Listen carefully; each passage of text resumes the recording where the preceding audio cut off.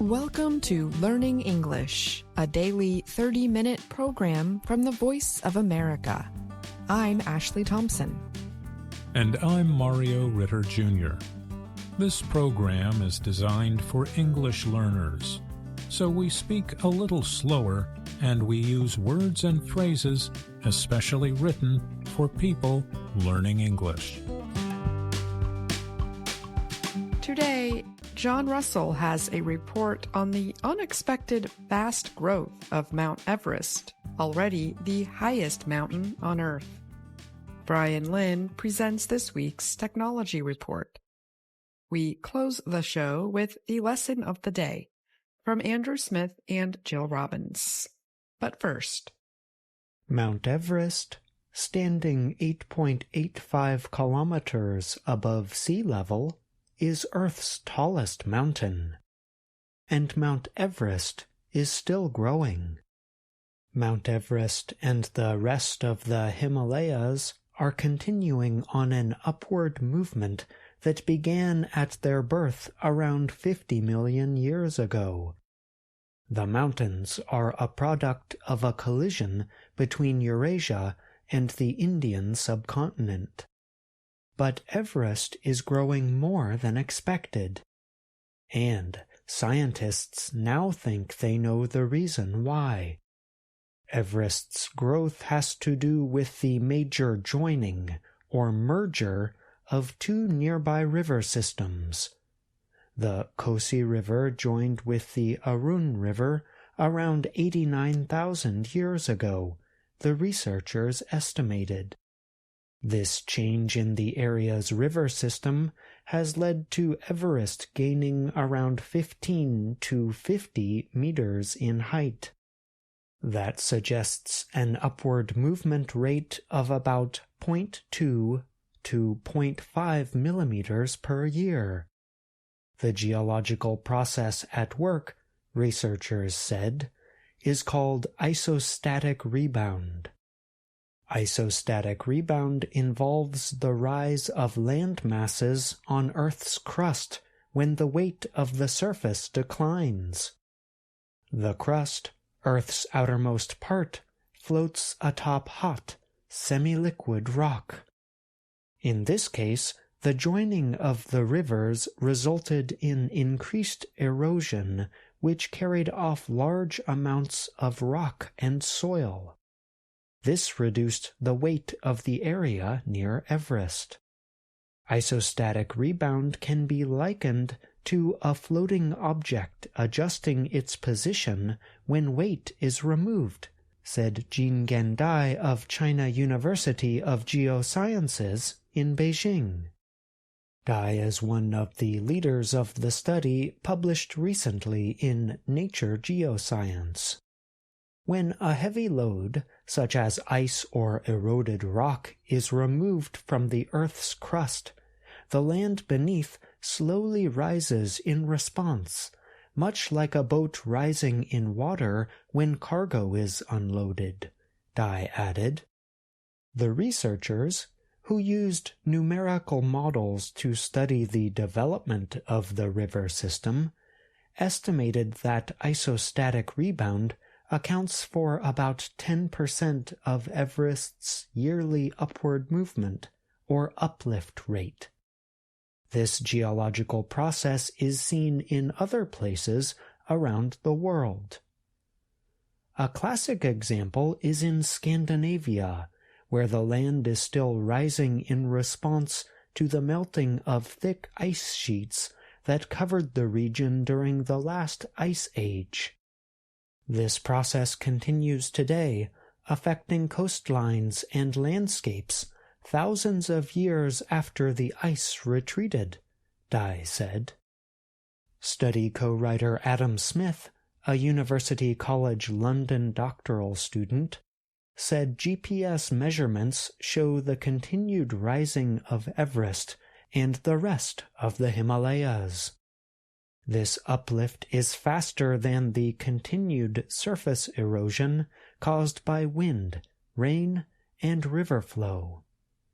As this erosion continues, Everest's uplift rate from isostatic rebound may increase, Smith said. Neighboring mountains, including Lhotse, the world's fourth highest, and Makalu, the fifth highest, also get a boost from the same process. Lhotse is experiencing an uplift rate similar to Everest. Makalu has a slightly higher uplift rate. Dai said that the research shows our planet's changing nature. Even a seemingly unchanging element like Mount Everest is subject to ongoing geological processes, reminding us that Earth is constantly changing, often in ways imperceptible in our daily lives. Earth's rigid outer part is divided into large plates that move slowly over time.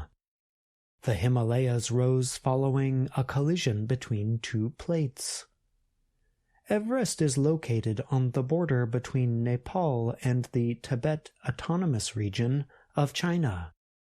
It was named for George Everest, a 19th-century British surveyor in India.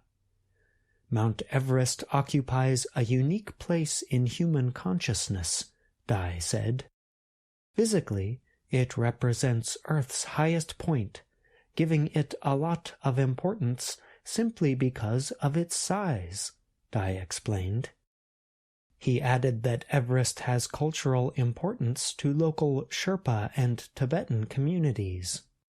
Worldwide, Dai said, the mountain represents a big test for human endurance. I'm John Russell.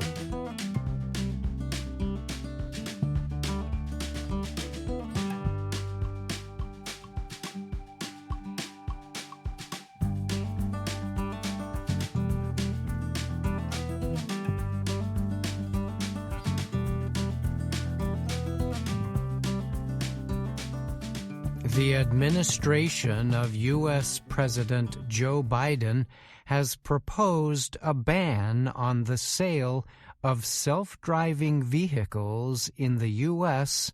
using Chinese or Russian technologies. The proposal was recently announced by the U.S. Commerce Department. The ban would bar sales of Internet-connected and self-driving vehicles equipped with software or hardware provided by China or Russia. The purpose of the measure is to protect national security and American drivers, the Commerce Department said. A press release called the Connectivity and Autonomous Vehicle Technologies critical systems that need strong protection. The department noted that providing access to such systems through software or hardware could lead some foreign governments to collect our most sensitive data and seek to control vehicles on American roads.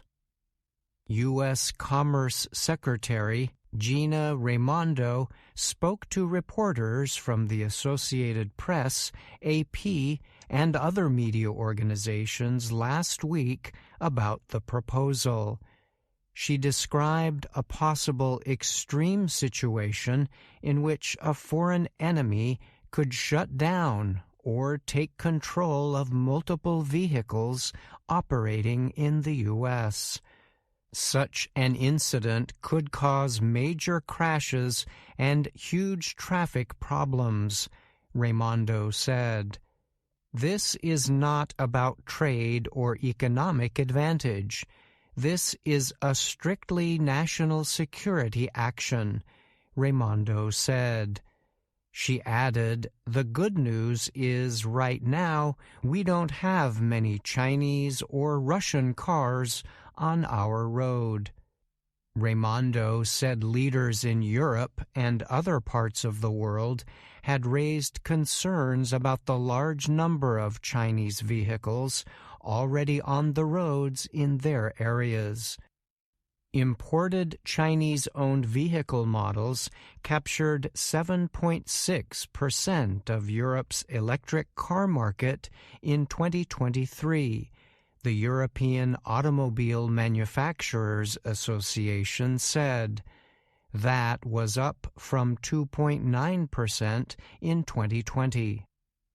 Janke Urtel is director of the Asia program at the European Council on Foreign Relations. She wrote on the Council's website that the security concerns in Europe included matters of national security, cybersecurity, and individual privacy. Raimondo noted the U.S. cannot wait until the nation's roads are already populated with vehicles containing Chinese or Russian technology. We're issuing a proposed rule to address these new national security threats before suppliers, automakers, and car components linked to China or Russia become commonplace and widespread in the U.S., she said. Commerce Department officials said the proposed ban on software would take effect with 2027 vehicle model years. A ban on hardware would take effect beginning with 2030 models. The officials' software is much easier to change than physical hardware parts. The software and hardware bans would cover vehicles equipped to communicate through Bluetooth, cellular, satellite, or Wi-Fi systems. It would also ban the sale or import of software made in Russia or China that permits self-driving vehicles to operate without a driver in control. The ban would also cover vehicles made in the U.S. using Chinese and Russian technology. The proposed rule would be for all vehicles except those not used on public roads, such as vehicles used for agriculture or mining purposes. American automakers have said they share the government's national security goal, but currently they say the need for such a measure is low. That is because there is very little software and hardware technology coming to American vehicles from China and Russia. But the industry group Alliance for Automotive Innovation said the new rules will force some automakers to immediately search for new parts suppliers. You can't just flip a switch and change the world's most complex supply chain overnight, said the organization's chief, John Bozella. Bozella noted the timetables to begin the ban should be long enough for some automakers to make changes, but may be too short for others.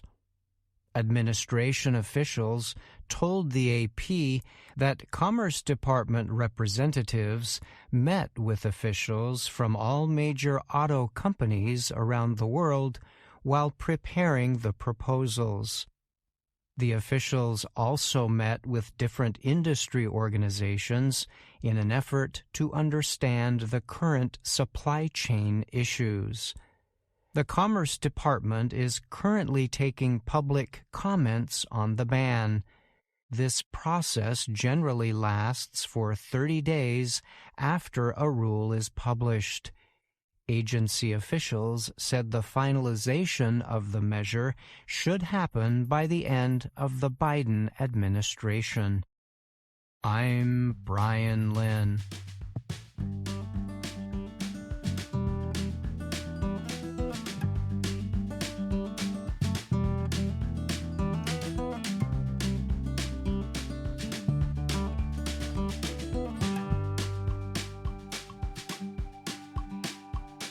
Now, Brian Lynn is here to talk more about his technology report. Thanks for being here, Brian. Of course, Ashley. Thank you for having me. This week, you reported on a U.S. proposal to ban sales of self-driving vehicles that contain certain equipment built by China or Russia. Officials say the ban aims to protect U.S. national security and reduce safety risks for American drivers.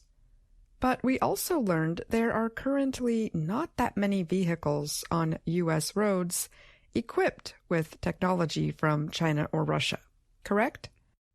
Yes, that is true, and this issue was addressed in the report. It was actually one of the auto industry's main arguments for why this kind of ban is not necessary at this point. They have said it would be better for the U.S. to wait and see how many of these vehicles get sold in the American market, but officials at the Commerce Department do not agree. They've said now is exactly the right time to put this kind of measure in place before such vehicles are already deployed on U.S. roads. And how have China and Russia reacted to this U.S. proposal?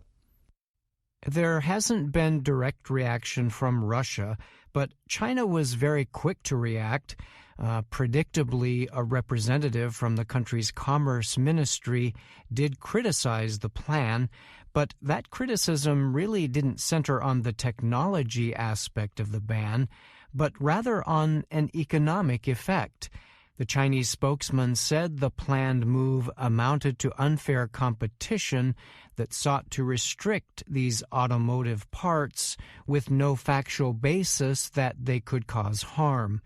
Now, the U.S. Commerce Secretary was asked about this issue and did mention in her comments that economics and competition played no part in the U.S. proposing the ban.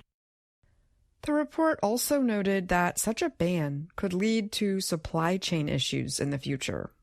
What can you tell us about that? Yes, so some experts did note this possibility, the idea that some manufacturers would have to look for new suppliers to source parts that do not violate the proposed U.S. ban. Of course, this would not happen right away because these bans are not planned until 2027 for software and 2030 for hardware. But industry experts say the fact that these automakers might have to change suppliers could very well result in major supply chain issues. All right. Thanks again for being here, Brian. Sure, Ashley. Thank you. VOA Learning English has launched a new program for children. It is called Let's Learn English with Anna. The new course aims to teach children American English through asking and answering questions and experiencing fun situations. For more information, visit our website, learningenglish.voanews.com.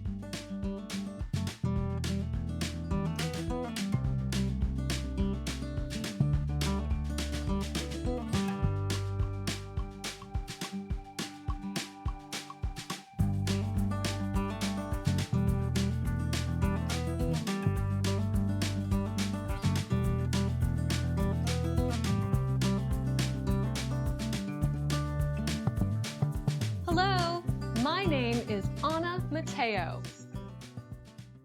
My name is Andrew Smith. And I'm Jill Robbins. You're listening to the Lesson of the Day on the Learning English podcast.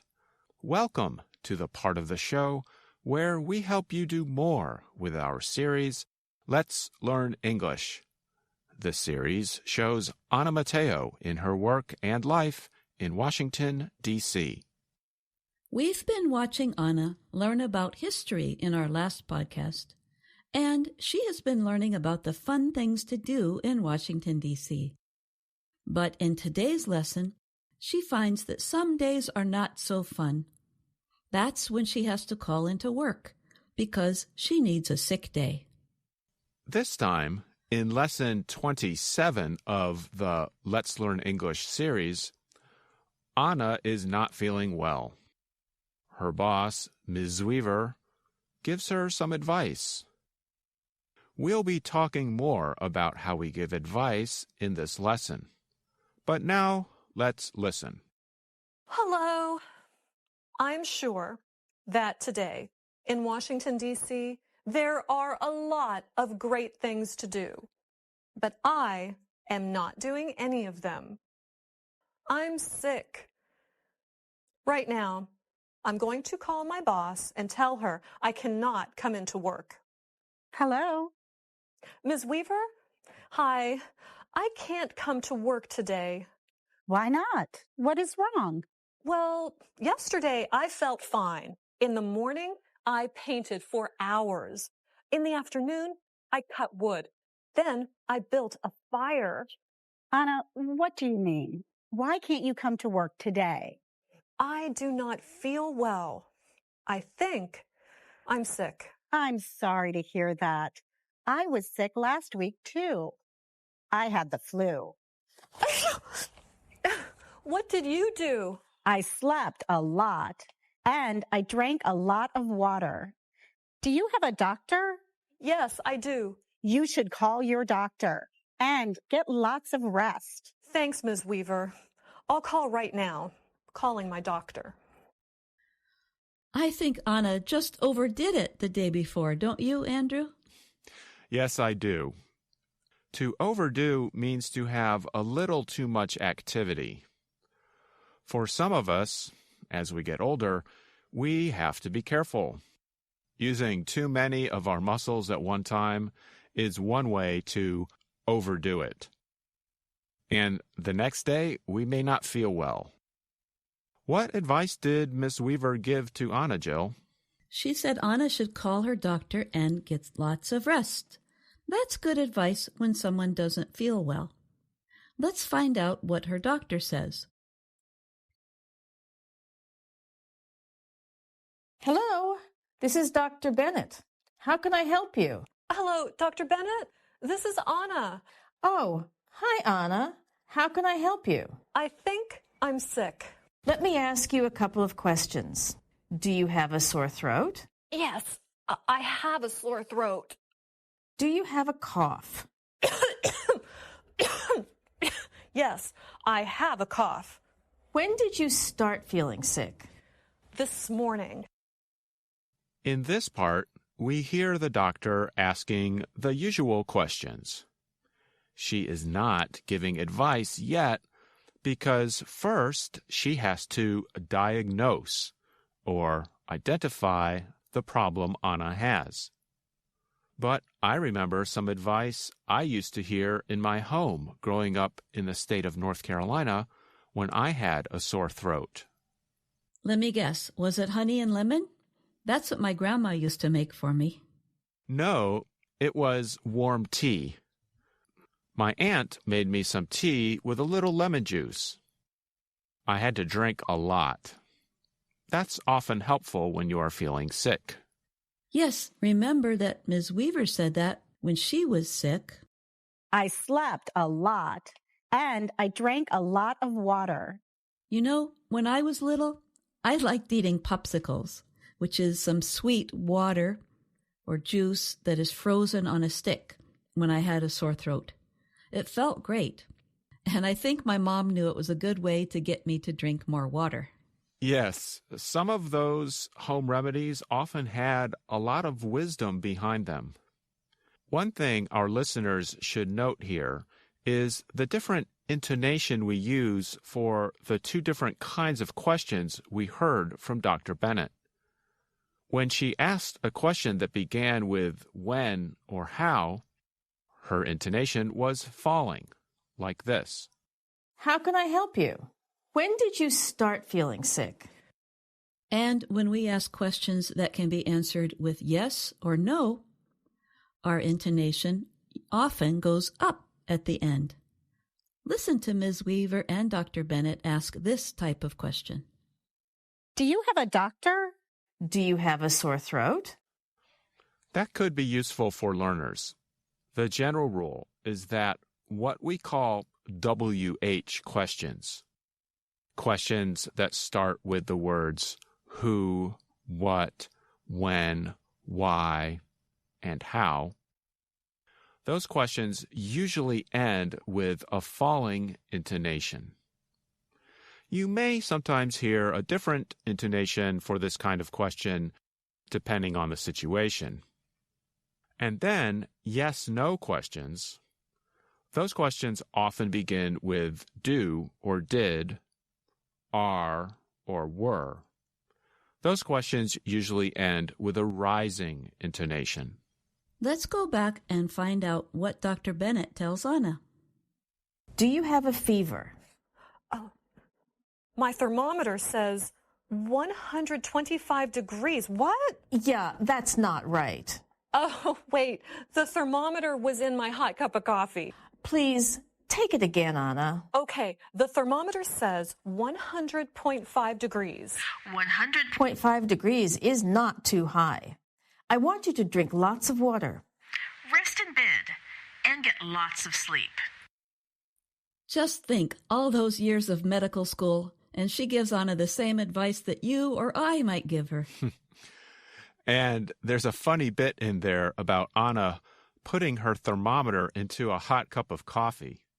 Our listeners might be surprised to hear that a high temperature is over 100 degrees. But that's using the Fahrenheit scale. That would be over 38 degrees Celsius. I remember hearing about international students who heard they had a 100-degree temperature here in the U.S., and they worried that they were really sick. But going back to our lesson, one more thing we heard here is irregular verbs. That starts with Anna's busy day, when she said, Yesterday, I felt fine. In the afternoon, I cut wood. Fire.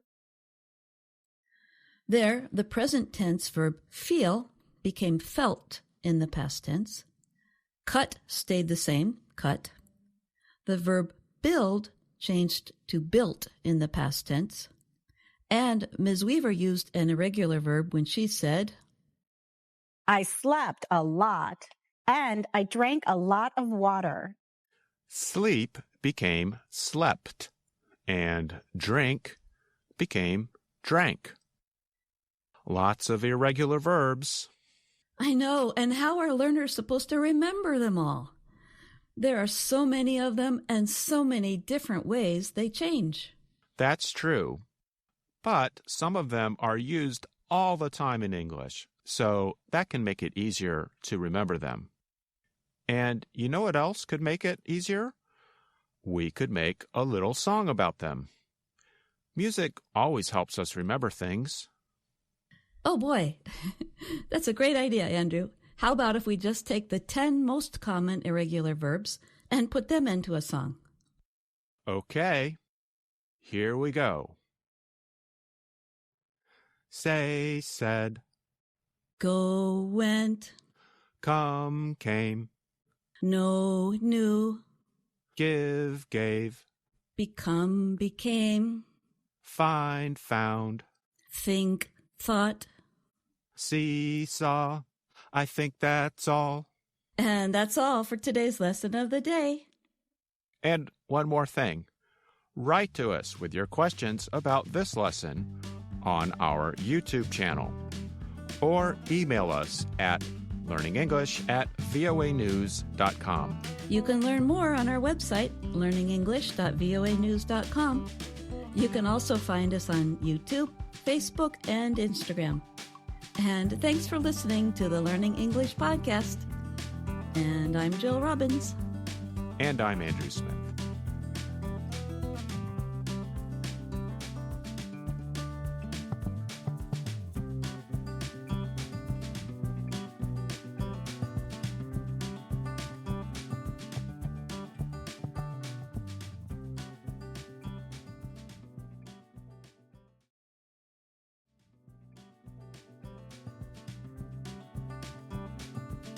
And that's our program for today. Join us again tomorrow to keep learning English through stories from around the world. I'm Ashley Thompson. And I'm Mario Ritter Jr.